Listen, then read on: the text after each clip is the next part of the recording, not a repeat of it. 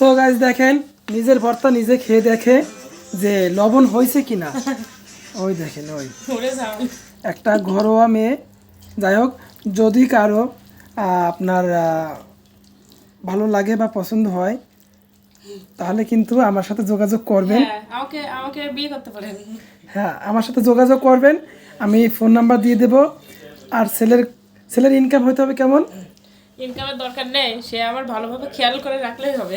আলহামদুলিল্লাহ, মনে হয় যে ভৈরব নদী বা পদ্মা নদীতে গোসল করা লাগবে। দেখছেন কত ভালো মনের মানুষ। ইনকাম অল্প হলেই হবে, তাতেই সন্তুষ্ট। যাই হোক, মানুষ ভালো, ব্যক্তি সাতক্ষীরা মানুষ। হিসেবে ভালো হওয়া লাগবে।